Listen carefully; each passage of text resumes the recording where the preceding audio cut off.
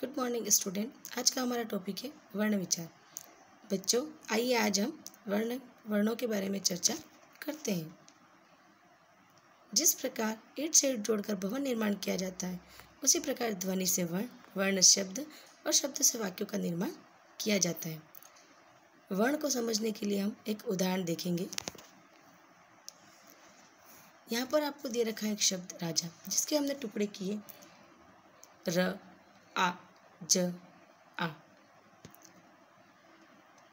शब्द के हम जब टुकड़े करते हैं, इससे हमें वर्ण प्राप्त होते हैं, परंतु इन वर्णों के और टुकड़े नहीं किए जा सकते। मतलब वर्ण भाषा की सबसे छोटी इकाई होती है जिसके टुकड़े नहीं किया जा सकते। हिंदी वर्णमाला में 44 वर्ण होते हैं। आइए हम वर्णमाला को समझते हैं। वर्णमाला क्या होती है? वर्णों के व्यवस्थित समूह को वर्णमाला कहते हैं। देखिए, यहाँ पर हिंदी वर्णमाला दी गई है, इसे आप ध्यानपूर्वक देखिए और पढ़िए। यहाँ पर स्वर दे रखे हैं अ, आ, ई, उ, री, ए, ऐ, ओ, औ। व्यंजन क वर्ग में कौन सा व्यंजन आते हैं? क, ख, ग, घ, अंग। उसी प्रकार च वर्ग, ट वर्ग, त वर्ग और प वर्ग। ये जो 5 वर्ग दे रखे हैं, इसे हम स्पर्श व्यंजन कहते हैं। य, र, ल, व ये अंतस्थ व्यंजन कहलाते हैं। श, स, ह यह ऊष्म व्यंजन कहलाते हैं।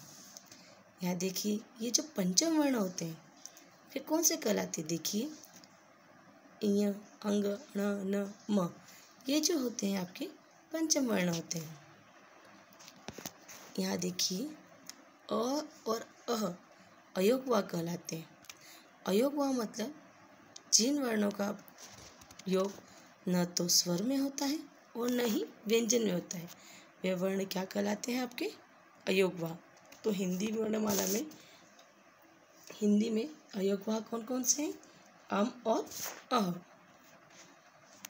वर्ण के भेद।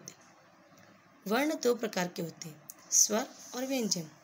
इस क्लास में हम स्वर के बारे में पढ़ेंगे और अगली कक्षा में हम व्यंजन के बारे में विस्तृत रूप से पढ़ेंगे। स्वर जिन वर्णों का उच्चारण स्वतंत्र रूप से किया जाता है और जिन्हें बोलते समय मुख से हवा बिना किसी रुकावट के निकलती है, वे वर्ण स्वर कहलाते हैं। अर्थात जिन वर्णों का उच्चारण करने में हमें किसी और ध्वनि की सहायता नहीं लेनी पड़ती है, जो स्वतंत्र रूप से बोले जाते हैं, वे स्वर कहलाते हैं। हिंदी भाषा में इनकी संख्या 11 है। अ, आ, ई, उ, री, ए, ऐ, ओ, औ। स्वर के भेद। स्वर के 3 भेद होते हैं, ह्रस्व स्वर, दीर्घ स्वर, प्लुत स्वर। ह्रस्व स्वर इनके उच्चारण में सबसे कम समय लगता है, ये 4 है। इन्हें बोल के देखिए, अ, ई, उ, री।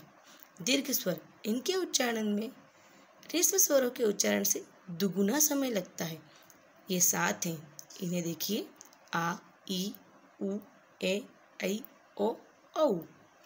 प्लुत स्वर इनके उच्चारण में ह्रस्व स्वरों के उच्चारण से तिगुना समय लगता है, जैसे ओम। प्लुत स्वर के लिए ये इस चिन्ह का प्रयोग किया जाता है।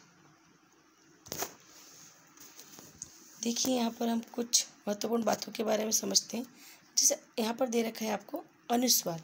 इसका उच्चारण नाक से होता है। जैसे आप बोल के देखिए, घंटी, चंचल, मंगल, पतंग आदि। इसका चिन्ह एक बिंदु होता है, बिंदु डॉट। अनुनासिक इसका उच्चारण नाक और गले दोनों से होता है, जैसे गुंज, छाव, पाँव आदि। इसका चिन्ह जो होता है वो चंद्र बिंदु होता है। विसर्ग इसका उच्चारण ह की तरह किया जाता है। इसका प्रयोग अधिकतर तत्सम शब्दों में किया जाता है। तत्सम शब्द यानी संस्कृत से संबंधित शब्द, जैसे नमः, अतः, स्वतः आदि। इसका चिन्ह 2 डॉट होता है। आगत ध्वनि आ, इसका उच्चारण आ और ओ के बीच की ध्वनि के रूप में होता है। इसका चिन्ह चंद्र होता है, जैसे हॉल, डॉक्टर, बर्ड, आदि। इसका प्रयोग अंग्रेजी से हिंदी में आए शब्द में किया जाता है। कुछ आगत ध्वनियाँ और भी हैं, जैसे ज, फ आदि।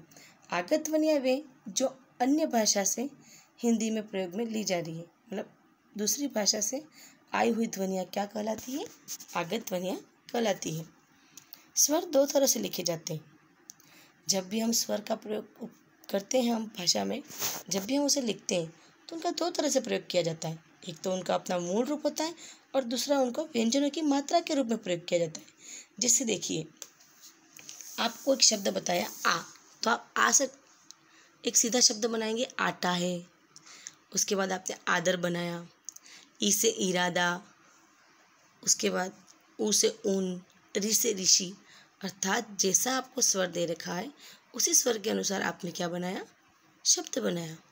लेकिन इन स्वरों का व्यंजनों की मात्रा के रूप में प्रयोग होता है। जैसे क धन आ, तो क्या बना? का का, क धन ई, की। इसी प्रकार से इनका प्रयोग मूल रूप में भी होता है और वर्ण के साथ भी होता है। देखिए, आपको यहाँ पर एक चार्ट के माध्यम से समझाया गया है। यहाँ पर आपको ये स्वरों की मात्राओं के बारे में दिखाया गया है। देखिए, अ की कोई मात्रा नहीं होती है, आ की एक सीधा डंडा, ई की ये मात्रा, बड़ी ई की इधर दे रखी है आपको मात्रा। देखिए, ऊ, बड़ा ऊ, री, ए, ऐ, ओ और औ। इस चार्ट के माध्यम से आपको व्यंजनों की मात्रा के रूप में स्वरों का कैसे प्रयोग होता है वो आपको अच्छे से समझाया गया है। और स्वरों के लिए जो निर्धारित चिन्ह होते हैं उन्हें हम मात्रा कहते हैं। धन्यवाद।